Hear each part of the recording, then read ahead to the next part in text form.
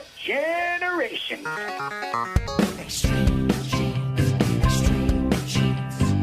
Dates in the Bible don't quite match the marriage certificate.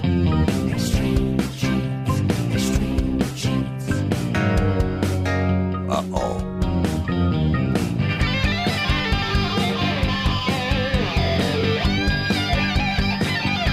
And welcome to America's Family History Show, Extreme Genes, and ExtremeGenes.com. Fisher here, your radio root sleuth, on the program where we shake your family tree and watch the nuts fall out. This episode is brought to you by BYU TV's Relative Race. Great to have you along, and we got just a boatload of guests going on today. Good people. Dr. Robert Thorson from the University of Connecticut, and he has written an amazing book on New England's stone walls. And if you've ever been there and seen these things, it's almost like a monument to the people who came before us centuries ago. Some of them go back 200-300 years.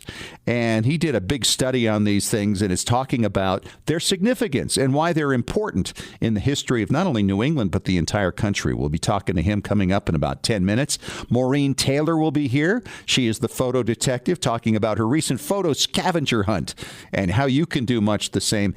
And we're going to talk to Team Red from Relative Race about their Week 1 experience as they prepare for their second week coming up here on the show. Hey, if you haven't signed up for our Patrons Club yet, you got to get on it. I mean, for less than the cost of a hamburger a month, we give you all kinds of links to great stories. We give you early podcast access and, of course, bonus podcasts as well. You can sign up at extremegenes.com or on our Facebook page. Right now, it's time to check in with Boston and talk to David Allen Lambert. He is the chief genealogist of the New England Historic Genealogical Society and AmericanAncestors.org. How are you, David? Hey, I'm doing good. About to flap my wings again and go to Louisville, Kentucky for the Sons of the American Revolution's biannual leadership conference. But I can tell you this much. I'm going to sneak over to the Louisville Slugger Museum there in Louisville, right around the corner. That is a lot of fun. Absolutely. Hey, I got this great email from a guy named Matt. He's one of our Patron Club members. And he said, I just wanted to thank you guys for highlighting the story about the Scottish POWs at Durham Cathedral and later New England. He said, I went back using the list at the Scottish POW site and found two of these men in my own tree, John McCoon and James McCrory or McWithy. And he said, thanks again for helping me learn more about my ancestors. That's what we love to hear, right? That's excellent. Well, it's always nice to hear that type of feedback. So if you found a dead person because of our show, please let us know. Yeah, well, anytime. Not always a dead person, but a dead person from a long time ago. Exactly. All right, let's get going with our family histoire news for this week. Where do you want to begin, David? Well, I'm going to start with a really fun story. Martin Schmidt, who's a 36-year-old who lives out in Colorado, had known since he was a teenager that he was adopted. After his own children were born, he decided to seek out his adopted mother, who he had from the paperwork his parents gave him, and he found Michelle Newman. Well, Michelle Newman decided to contact her former high school sweetheart, who is Martin's biological dad, and Dave Lindgren sparked a relationship once again. Here's the catch. 36 years later, their son, they put up for adoption, marries the mother and father. Isn't that crazy? Birth son marries birth mother to birth father. Yeah. Correct. It's amazing.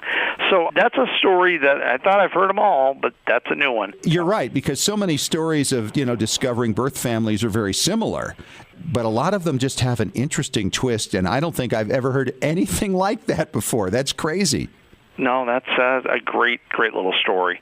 Well, my next story is a little bit different. It's a little older. It goes back to about the 5th century. While archaeologists were digging in the remains of an Italian theater, they decided that they would take a closer look at a stone jar. Good thing they did. In this stone jar were hundreds of mint-condition solid gold coins from the 5th century in mint condition. Well, I think that paid for the archaeology work, don't you? Yeah, I would think so. What's fascinating about these coin discoveries, and you hear about in Great Britain, often things are found going back to Roman times in somebody's field. I mean, it's just insane. But to think that this could be one of our ancestors, obviously we generally don't go back that far, and you'd have no way of knowing it. But these were obviously coins that circulated among many of our people of ancient times. That's true. I mean, and if you think that if you have people from the UK, I mean, obviously England, of course, was populated by the Romans for so many years. I mean, we all have probably Roman ancestors tied in somewhere if you have British Isles. So, yeah, that's a fascinating one. I can tell you that I've looked around at the parking lot of my local theater and didn't even find a quarter. So I'll tell you, sometimes you gather a lot of things, and I've talked about and blogged about what time is it on your genealogical clock. And on extremegenes.com, a great story about decluttering, examining the relationship between your family and its stuff. A great post, and I wanted to just mention that because, I mean, it's really true. And we've talked about Swedish death cleaning before, about picking up something and saying, how much enjoyment do I get out of this? Right. And the other thing is, what are we leaving our family with? Are they going to know the good from the bad, the valuable from the junk? And making these decisions ahead of time, and this is a really great way of going through. One of the things in the article I thought was really nice is that the author mentioned, get the story behind the item and then get rid of the item. There you go. Yeah, I mean, I wouldn't say get rid of a gold locket, but you might want to get rid of the old hassock. Yeah. Okay, my blogger spotlight this week shines on Emma Jolly over in the UK and her blog at emmajolly.co.uk/blog talks about her review of genealogical books, so you kind of get an insight of what's good, bad, and indifferent. She also talks about different DNA testing companies, and she also talks about her work going out to historic places in the UK and photographing where someone's ancestor may have come from. So if you can't make it there yourself, she can do it for you. So again, Emma Jolly, and that's my blogger spotlight. And don't forget, if you're not an NEHGS member, you can save $20 by using the coupon code EXTREME. Wonder where that came from at checkout on AmericanAncestors.org. Thanks again, my friend. Talk to you soon. All right, David. Great stuff, as always. Thanks so much. And coming up next, I'm going to talk to a professor at the University of Connecticut. He's a Midwestern guy. He moved east and discovered New England's incredible stone walls. He's written a book about it that people are still asking him to lecture about after many years. And we're going to find out about the history in those stone walls and why you might find them pretty fascinating. Coming up next in 3 minutes on Extreme Genes, America's Family History Show.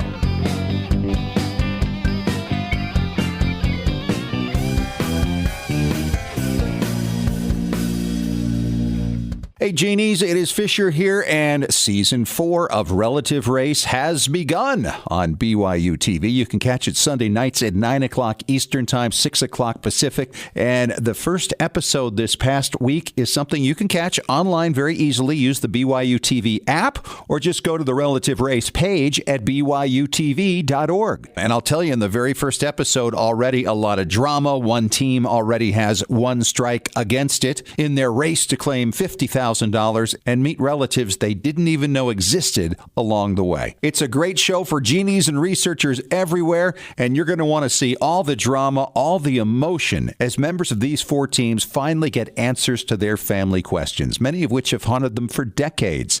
And you got to wonder, too, who's going to wind up with the $50,000? Hey, and don't miss my visit with Team Red coming up later on in the show. That's Sunday nights, 9 o'clock Eastern, 6 o'clock Pacific. It's Relative Race on BYU TV. Did you know that Family Search Family Tree is available through a powerful new mobile app experience? That's right. Now you can view, edit, and even add information to ancestors in your family tree whenever and wherever you are. You no longer need to wait to get home or make a date with your computer to view or update your family tree. You can add details to your tree when visiting with family or when capturing details from a trip to the cemetery. You can share new family history discoveries from classroom settings. You can even make the most of your time when waiting for doctor appointments or car repairs. Get started today by downloading the free Family Search Family Tree app to your Apple or Android device. Visit familysearch.org/tree app to get the Family Tree app for free. Exploring and expanding your family tree has never been more convenient. Visit familysearch.org/tree app to download the Family Search Family Tree mobile app today. Legacy Tree Genealogists is a proud sponsor of Extreme Genes. Based in Salt Lake City, Utah, near the world's largest family history library, we've worked with genealogists all over the globe since 2004 to track down records, find your ancestors, and the stories that bring your legacy to life. We also analyze DNA test results, help you join lineage societies, and find missing cousins. Legacy Tree is the recommended research partner of MyHeritage.com and is the world's highest client-rated genealogy firm. Call us toll-free at 1-800-818-1476 or register online to get a free estimate. Right now, you can save up to $100 on professional genealogy research. But hurry, this offer expires at the end of the month. Even experienced researchers can benefit from our proven and experienced staff of specialists who can bring new approaches to old problems. Learn from our free genealogy tips on our blog at legacytree.com/blog. Legacy Tree Genealogists. We do the research. You enjoy the discoveries.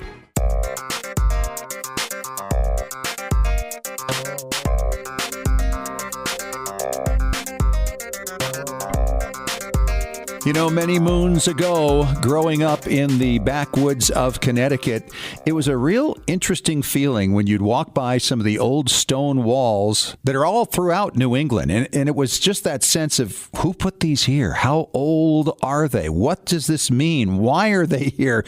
And there's a man back in New England, in Connecticut, at the University of Connecticut. There is a professor of geology. His name is Professor Robert Thorson, and he's put together a great book called Stone by Stone: The Magnificent History in New England's Stone Walls. And if you have New England ancestry, maybe even if you don't, you're going to find this absolutely fascinating stuff. It's Extreme Genes, America's Family History Show. I am Fisher. And Professor Thorson, it's great to have you on the show. You go by Thor, I understand. Yeah, that's right. Yeah, my little brother, whose real name is Thor, doesn't like that, but that's the nickname I inherited. He's Thor Thorson, is that it? Yeah, his name is Thor Sverre Peter Thorson. Oh, okay. He goes by Thor. Now, you're a Midwestern guy. How does a Midwestern guy wind up in New England investigating those old stone walls? If you are not in control of who you fall in love with, it might make a difference down the pike. I married a woman from Maine, and we found ourselves back here in New England years later, moving here from Alaska. But that's not the whole story. New England is a fascinating place because the time depth through the stone walls, through the history, is evident everywhere you look. And it's ironic, I moved here from Fairbanks, Alaska, and Fairbanks is founded in like early 1900s, and they talk about deep history there.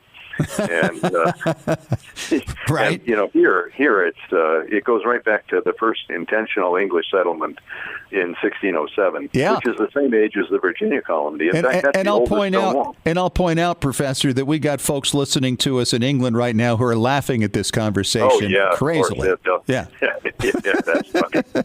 And so you wound up in New England, and you're looking around at these walls, and what's going through your mind? Well, I arrived having never seen one, and that's really important. Right. Because if you arrive to a place that has trees and you've never seen a tree in your life, let's say you grew up in the deep desert, you know, where your idea of a tree is a saguaro cactus. Right. And the first tree you see, you know, one of these open canopy maples, you know, or something like that, you don't just walk by it and say, oh, that's a tree. You say, what is that thing? You know, why does it have, what are those branches? Sure. You know, does it have anything else? And I felt the same way when I saw my first stone walls in New England, coming from places having never seen one. And I always kind of felt like when I went by them, or I even sat on top of some of them, or just rubbed my hand across them, this is one of those actual rare things left in the open by our ancestors that survived.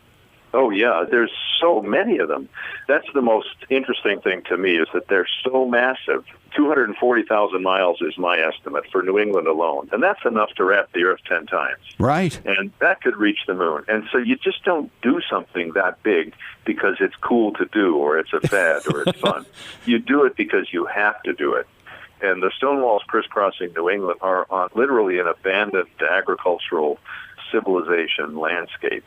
And that's funny you say that. I never understood that growing up. I always thought this area that we built our home in, my parents obviously built it in a place where trees had always been there, that it just been a very wooded area, and that the walls made no sense to me at all. Yeah. Well, in a place like Fairfield County down there, you probably had about 80% deforestation at the peak, around 1860, 70, depending on where it is.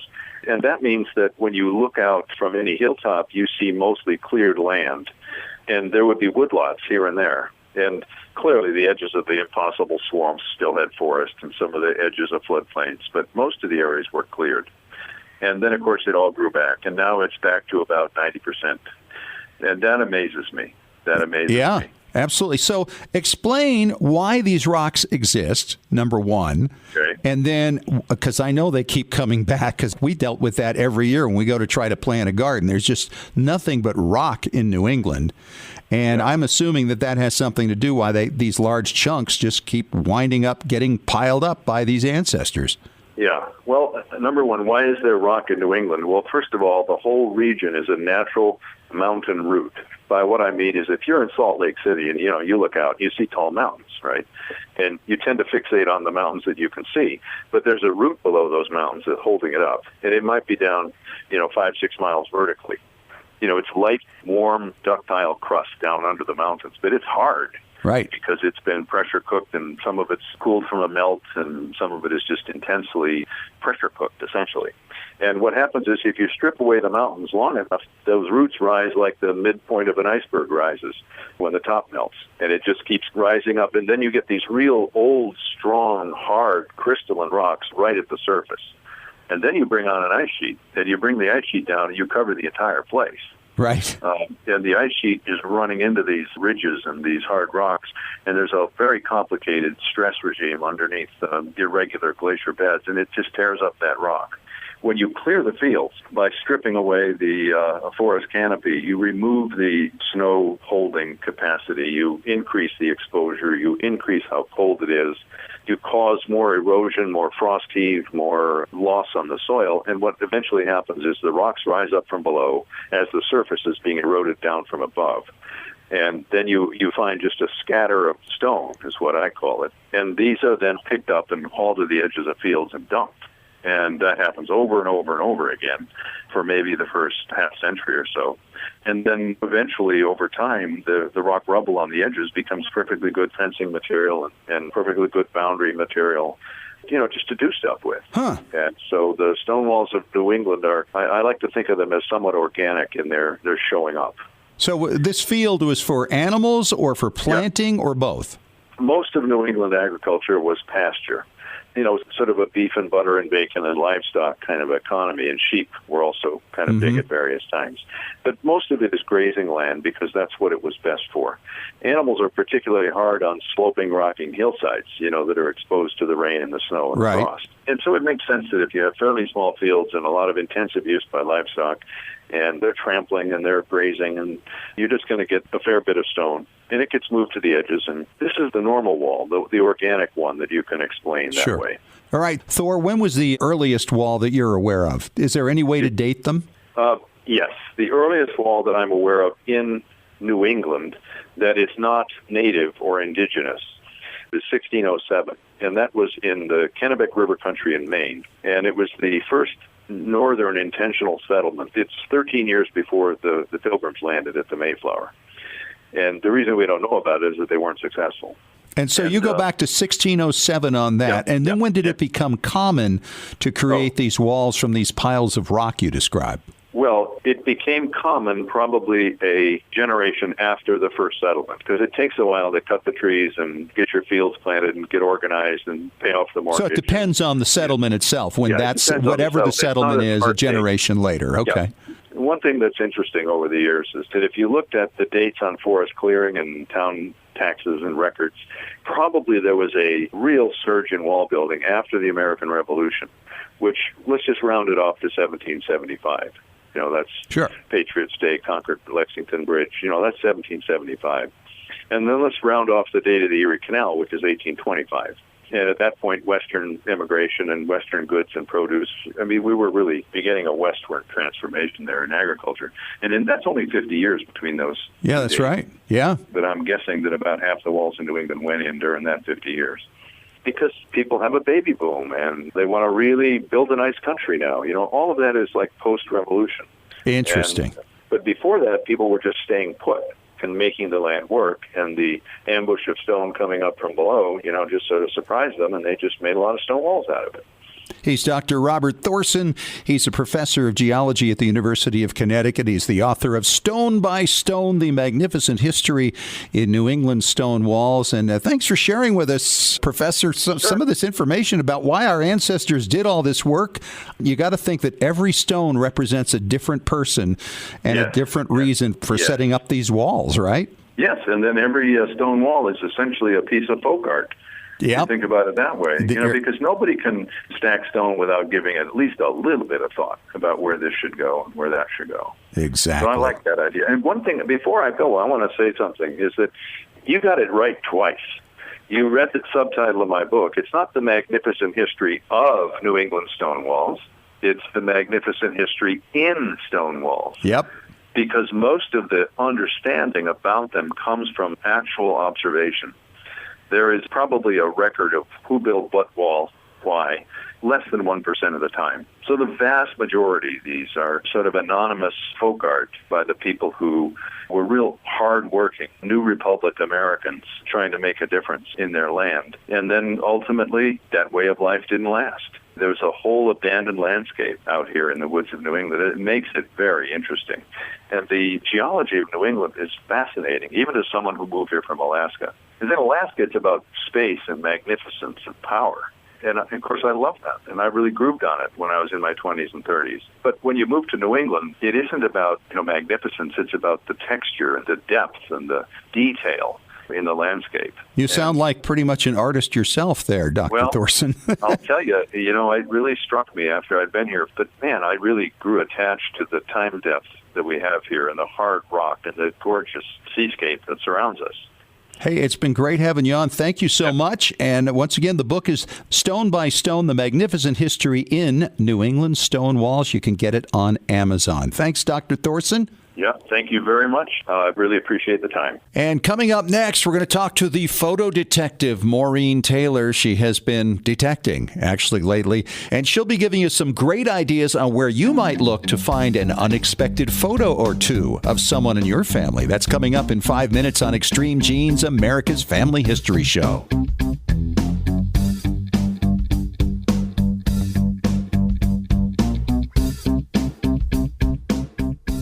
Looking for an easy way to show off your family history and share it with your family? Family Chartmasters offers beautiful custom pedigree art pieces and inexpensive family reunion draft charts in any design or size that fits your needs. With a free consultation at FamilyChartmasters.com, you can get started creating a new family masterpiece. Family Chartmasters has over 11 years of experience in creating and printing family charts. They can print any style genealogy chart from any genealogy file and can create exactly what you're looking for. You'll work with a specialized and talented consultant whose goal is to make you happy. Decorative charts make fantastic gifts for all occasions. And with Family Chartmasters' option of ordering duplicate charts at half price along with your original purchase at full price, you can afford to give a family heirloom to each member of your family.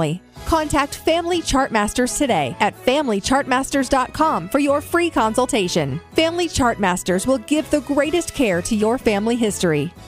Studies have proven that youth who know even a little bit about their family history perform better academically and have a greater sense of personal confidence and stability. Genealogy is its own incredible superpower that arms our children with super strength. But how do you get your child or grandchild interested in studying their family history? That kind of stuff is just for grandmas, right? Not anymore. ZapTheGrandmaGap.com leaps the generation gap in a single bound. Author Janet Havorka provides you with useful and timely advice on helping the young people in your life become engaged in their own family history. Janet has an entire collection of books to inspire the young and the young at heart in fun, interactive ways. She also offers creative tips and advice on her blog and in her free weekly newsletter. Stop by ZapTheGrandmaGap.com today to sign up for Janet's free email newsletter with 52 weeks of easy tips, free downloads, and order your set of resource books and workbooks.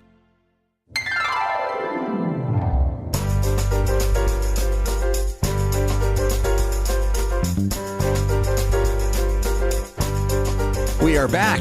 It's America's Family History Show, Extreme Genes and ExtremeGenes.com. I am Fisher, your congenial host, along with my good friend Maureen Taylor. She is the photo detective. She's based out of Rhode Island, and Maureen has been going a little nuts lately because in her area, in a little place in Massachusetts, what's the town, Maureen? Brimfield, Massachusetts. They have this 2 miles with 6,000 antique dealers for 5 days, and they do this 3 times a year. And so they just had this recently in Brimfield again, right? And you were there. I was there last week, September, right? Early September. And you did the July one as well. And, I'm thinking this is great stuff for people to think about. A lot of genealogists or people who get into their family history research don't necessarily think out of the box as much as they should, because if you've got something like this, or even just a local shop, you can find things often that relate to your ancestors. And in your case, Maureen, of course, you're a collector of the rarest of the rare photographs, including photographs, for instance, of Revolutionary War soldiers. How many have you identified? These are very old men, obviously, when the photographic era came along and their pictures were taken. I have about 200 images. 200, and now they're all originals that you have, or you're saying you've identified 200? No, I've identified 200. I only have 15, I think. 15 or so. But they're valuable, too. I mean, they are collectible, are they not? Oh, they are very collectible. I mean, if you have a daguerreotype, one of those early photographs with the shiny reflective surface, well, one of them went for $16,000. $16,000. That's for a Revolutionary soldier, right? Right. Okay. Not just any old daguerreotype. No, not any old daguerreotype. And, of course, I'm looking for the ones that are overlooked. And I obviously cannot buy one that's $16,000. No, yeah, that's not... But the little card photographs often... The cartes de visite, that type of thing. Sure. Yeah, the carte de visites were copied and sold. So local celebrities. So there are more of those. Yeah, absolutely. So this is in Brimfield, Massachusetts, and let's talk about this. 2 miles... It's been going on for, 60 years almost now. I think this was the 60th, right? And it's billed as the largest outdoor antique show in the world. They do it in May, they do it in July, they do it in September, and it's like a Tuesday through Sunday thing. 6,000 dealers. What did you find this year? I'll include both now and July. Okay, can I just say that it's both sides of the street? Both sides, so it's really like 4 miles. Right, and I don't want you to think that it's just like one little stand next to another, like a ribbon. Think cornfield or field of grass, and it goes into the fields as well. Really? And so 6,000 dealers from all over, including Canada, right? Right. They're from all over the place. Pretty much, you can find almost anything at Brimfield. Okay. And then what does this do to their population when this thing goes on? It must be huge. Brimfield's a very small town. It increases 7 times. Wow. Unbelievable. Somebody had a really nice idea back in 1959, didn't they? Yes, they did. Who would have thunk it? Yeah, right? Okay, so what have you found there this time around and in July when you went earlier this year? So this time around, I picked up a friend of mine, and off we went. And we got there at 8:45 in the morning. And let me just tell you, we were very late to the party. Really? This time, there was one particular booth I went to this September, and I actually went back there 3 separate times, and she laughed at me because she said, "Are you back here again?" And I'm like, "I can't stay away." She had the best stuff. And the last time I went, I somehow had a little money left in my pocket, and I knew what I wanted to do with it. I was going to go back to her booth for the 3rd time and buy all the little carte de visites that had a name on the back. Oh, yeah. Okay. And are most of them from that area? No, they're from Ohio. So this stuff is not necessarily New England-based. Remember, these antique dealers are from all over the place. Sure. And photographs and stuff get passed down in the family. I mean, you can find family photo albums, although most of the vendors have already taken them apart, which is why you get lots of people with the same last name in these piles. You can find family, did I say Bibles already? You can find photo albums. You can find samplers. You can find furniture. You can find memorabilia. How about a Revolutionary War pension deposition? Oh, wow. No kidding. Original. How much? $150. That seems reasonable to me. It seems reasonable. It was an original. Yeah, and especially if it's your guy. That would be incredible. Right. But that's the hard part, right? Yeah. And you can find, like, business signs. There's a guy who buys those old Victorian cast iron stoves and reconditions them and sells them. And he does the same thing with kitchen stoves. So if you really want the kitchen stove that your great-great-grandmother had in 1900, you can buy it. They're beautiful. Well, I was going to mention there's one in the Midwest that goes on in August of every year, and it's 690 miles long. It's called the 127 yard sale because that's the route, and it goes from Addison, Michigan to Gadsden, Alabama, with thousands of vendors each year. I don't know exactly how many. Well, it's 4 days. It goes on for 4 days. So 690 miles. Can you imagine taking that trip? That'd be crazy. The 2 mile one pretty much kills me. Now, yes, 2 miles is plenty, I'm thinking. It's plenty. I mean, you know, I bring my loop, I bring some cash, I bring a bag, I bring little sleeves to put them all in. And this time I bought something really quirky just for the heck of it. And I just want to say that my husband said, He wasn't so sure. That's interesting, but let's put it over there. Yeah, what I've picked up on between you and your husband is that when you want something that he doesn't care about too much, you always make the statement, well, it's for the business. Oh, come on. He has old cars.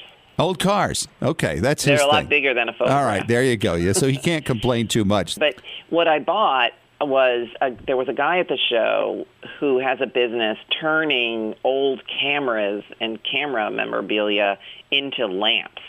Nice. So if you're a collector like yourself, that could have some appeal. I thought it was pretty cute and quirky. So how much did you spend overall? Come clean. Probably $150. $150? You drove all that way and just spent $150? Mm-hmm. Yeah. That's a lot, though, to drop in one.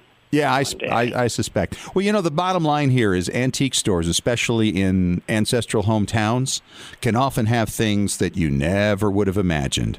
And a lot of people, like the bookstore dealers, will list stuff on abebooks.com. Yes. There's some great stuff there. Some of it is highly overpriced. Some of it is underpriced, I think. It just depends on the dealer, but it's just a collection. It's almost like one of these online antique shows, just like you've described, right?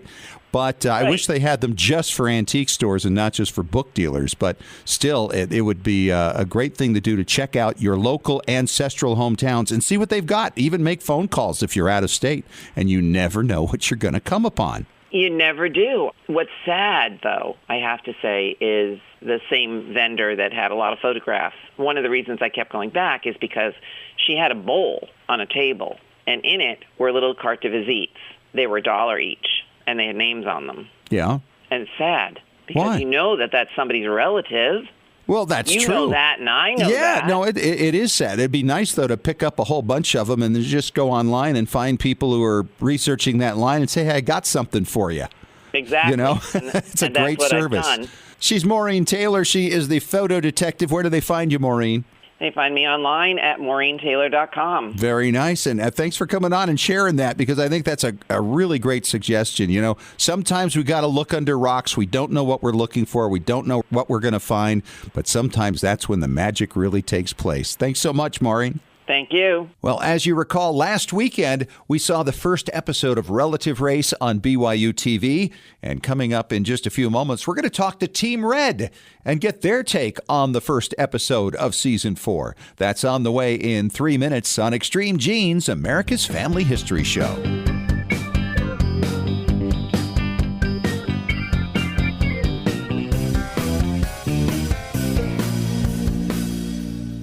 Legacy Tree Genealogists is a proud sponsor of Extreme Genes. Based in Salt Lake City, Utah, near the world's largest family history library, we've worked with genealogists all over the globe since 2004 to track down records, find your ancestors, and the stories that bring your legacy to life. We also analyze DNA test results, help you join lineage societies, and find missing cousins. Legacy Tree is the recommended research partner of MyHeritage.com and is the world's highest client-rated genealogy firm. Call us toll-free at 1-800-818-1476 or register online to get a free estimate. Right now, you can save up to $100 on professional genealogy research. But hurry, this offer expires at the end of the month. Even experienced researchers can benefit from our proven and experienced staff of specialists who can bring new approaches to old problems. Learn from our free genealogy tips on our blog at legacytree.com/blog. Legacy Tree Genealogists. We do the research. You enjoy the discoveries.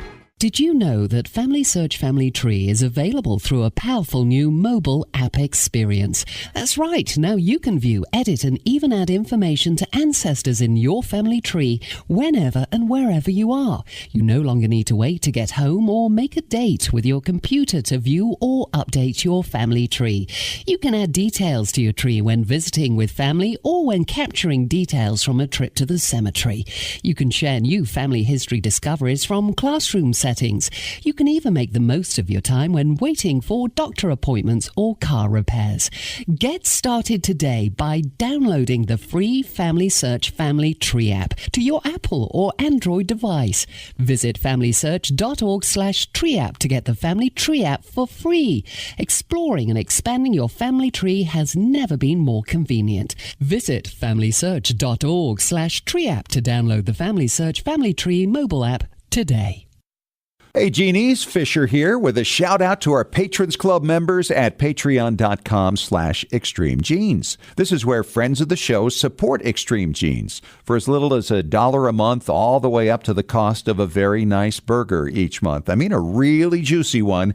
You can support the show and enjoy various special Patrons Club member benefits, such as acknowledgement on extremegenes.com, special bonus podcasts from expert guests like Maureen Taylor, the photo detective, C.C. Moore, your genetic genealogist, great storytellers and experts on record sets from all over the world. We even offer expert advice on specific questions challenging your research. So go to patreon.com/extremegenes and get signed up. We love sharing your genealogical journey with you on our Extreme Genes Patrons Club. After all, what would you rather have? Inspiring and informative content or another greasy burger? The choice is yours. And thanks for supporting Extreme Genes.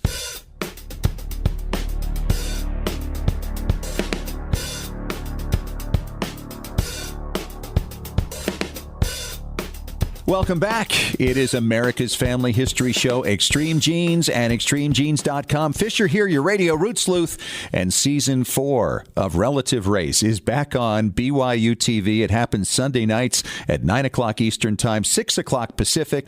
But I've got the two members of Team Red on the line right now. And, of course, they were featured very much in the first episode last week. And I got Austin Williams and her dad, Mike Brown, on the line. They're from Charleston, South Carolina. How you guys doing? Nice to have you. Doing well, thanks. Great to be here. Fill me in, you guys. How was it that you wound up being on Relative Race? Whose fault was this? That's awesome. What was it? What was your goal here, Austin? What were you looking for?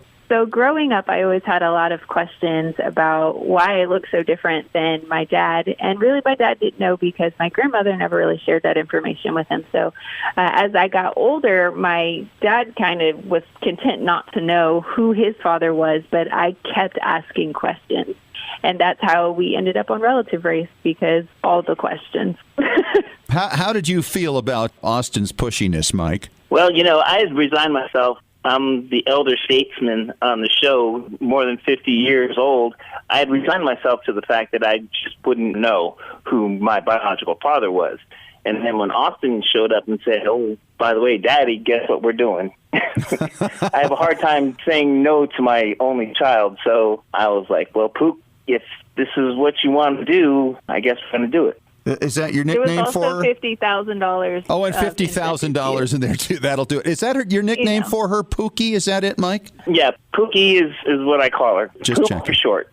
Okay, yeah, of course. Yeah. Shorten it. Absolutely. So tell us about your journey. Your mom would never tell you about your birth father, and so you guys went about the task of figuring out who he was with the help of the Relative Race people. And what was that experience like for you? That was kind of contentious. There's trepidation. There's a whole bunch of fancy words I could think of, but it was uncomfortable. Why was it? Well, in 1962, in Connecticut, being a biracial relationship, it was illegal.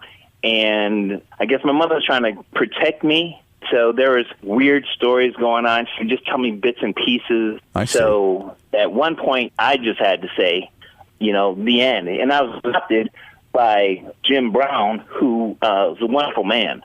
And they afforded me an opportunity to go to private schools. And, I didn't have a bad life. He's a white guy that was in the Navy, stationed there in New London, where I'm from. Mm-hmm. And he met my mom, and they adopted me, and they had 3 more kids. Well, as we watched the episode last week, of course, I think it was kind of a disappointment to some extent, was it not? Wow, Austin, I don't know if I'd say disappointment. Would you? I wouldn't say that it was a disappointment. I think the answers that we were looking for, we got answers, but we did not get the answers that we were expecting. Right. Well, you weren't expecting him to be deceased. Well, being kind of older, I kind of mathematically realized that it could be a possibility. Yeah. But we just didn't realize the circumstances beyond his death. Yeah. Sure. Absolutely. Austin, what was your feeling about the whole experience? It's been a wonderful experience. I think having an opportunity to meet Camille, my cousin, my first cousin, and Dad's niece, it's so cool to find out that we have this whole new family that we never knew about. And she showed us so many pictures, and immediately it's like, wow, there's so many of us. All right, that's Austin and Mike, Team Red from Relative Race. And, of course, it's coming up again Sunday night, 9 o'clock Eastern, 6 o'clock Pacific time, BYU TV. Good luck, you guys. Look forward to following you the rest of the season. Thank you. Thank you so much. And coming up next, Tom Perry talks preservation on Extreme Genes, America's Family History Show, in 3 minutes.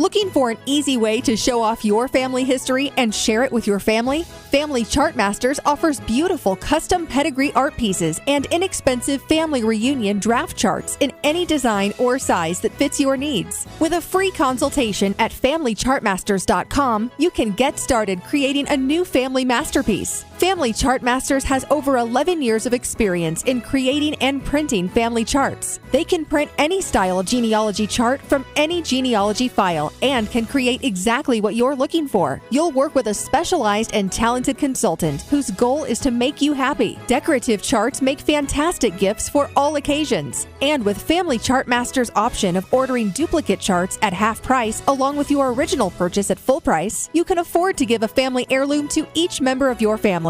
Contact Family Chart Masters today at FamilyChartMasters.com for your free consultation. Family Chart Masters will give the greatest care to your family history. When was the last time you heard your grandmother's voice or saw your family enjoying life back in the 1950s or 60s? If the reason is you haven't known what to do with your old recordings, videos, and films, here's your answer. The Multimedia Center in Salt Lake City. We brought in a video project to the Multimedia Center, and overnight they duplicated it to DVD so we could meet our deadline. The Multimedia Center, 2870 East, 3300 South, Salt Lake City. Open Monday through Friday, 10 to 6. Call 801-483-1717 or go to transferduplication.com. Genies, it's Fisher with exciting news. The Weekly Genie, the official newsletter of Extreme Genes, is here. It's your Monday morning briefing on what's happening in the world of genealogy and family history and on Extreme Genes. Get all the details of jaw-dropping stories of discovery and keep up with the latest techniques in family history research. Get to know more about your favorite Extreme Genes personalities, and it's free. Sign up for the Weekly Genie now at extremegenes.com or the Extreme Genes Facebook page. And when you do, you'll receive David Allen Lambert's Top 10 Tips for Beginning Genealogists from the Chief Genealogist of the New England Historic Genealogical Society. Sign up today for the Weekly Genie.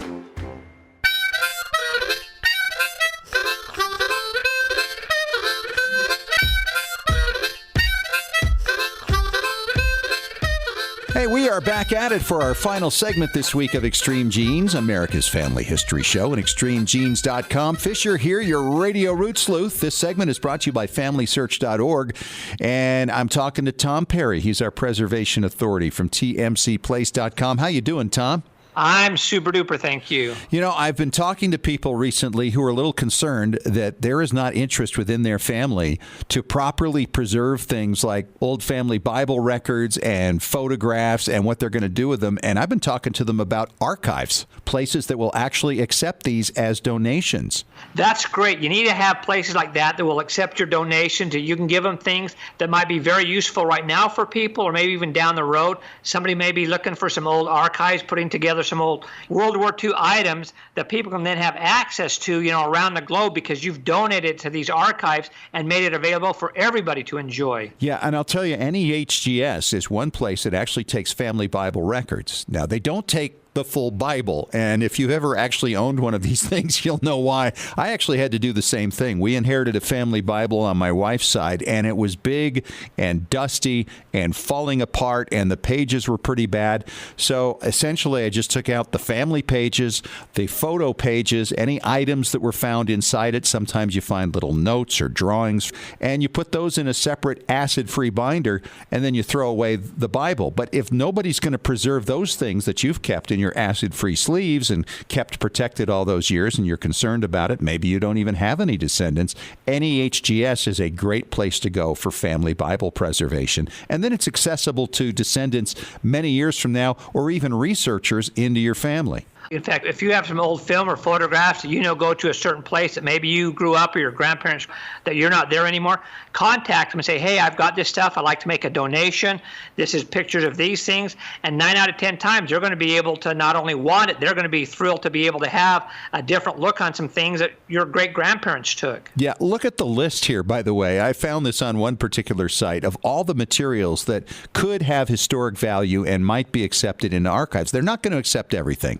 Let's just be clear on that, because it takes resources for them to maintain things forevermore, and they want to make sure they're of some value. But they may take letters, and this list even includes email, which I think is kind of crazy, memoirs, reminiscences, diaries and blogs, scrapbooks, photo albums, professional papers, obviously genealogical information, speeches, lectures.